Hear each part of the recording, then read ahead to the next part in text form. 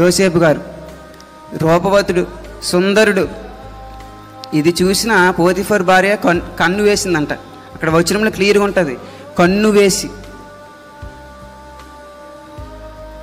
యోసేపు గారు అద్భుతమైన మాట చెప్పారండి. నేను ఎట్లు ఎంత దుష్కార్యము చేసి దేవునికి విరోధముగా, ఆయన ఈ పాపం చేస్తుంటే పోతిఫర్కి విరోధం అవుతుంది కదా, దేవునికి విరోధం ఎలా అవుతుంది గమనించాలి.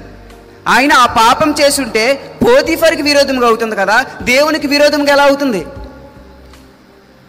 ఒక మహారాజు కోట బయటను తిరిగితే ఒక అమ్మాయి స్నానం చేయడం చూశాడు. ఎవరైనా తప్పు చేశాడు, తప్పును కప్పుకోవడానికి భర్తను చంపేశాడు.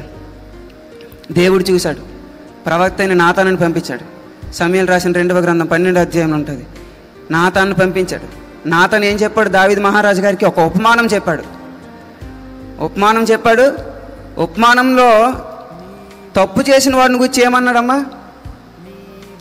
యెహోవా జీవముతోడు ఈ కార్యము చేసిన వాడు మరణమునకు పాత్రుడు అన్నాడు. ఏమన్నాడు? యెహోవా జీవముతోడు ఈ కార్యం చేసిన వాడు మరణమునకు పాత్రుడు. ఆయన చేసింది ఏంటో మరి.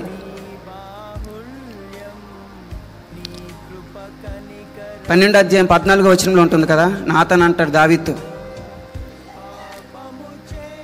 నీవు ఈ కార్యం చేయడం వల్ల, నీవు చేసిన ఈ కార్యం వలన యెహోవాను దూషించుటకు, ఆయన శత్రువులకు నీవు గొప్ప హేతువు కలుగు చేసేదని ఉంటుంది.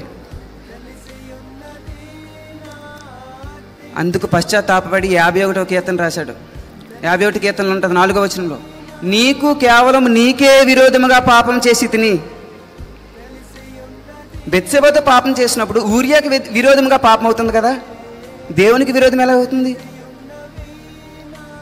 ఊరియాని చంపినప్పుడు అది బెత్షెబకి విరోధముగా పాపం అవుతుంది కదా, దేవునికి విరోధముగా పాపం ఎలాగవుతుంది? ఎందుకంటే మనం నమ్ముకున్నది ఏ పాపం ఎరగని దేవుణ్ణి కాబట్టి మనం చేసిన పాపం వల్ల అన్యుల దృష్టికి దేవుణ్ణి ఏం చేసేస్తున్నాం? సిలువ వేసేస్తున్నాం.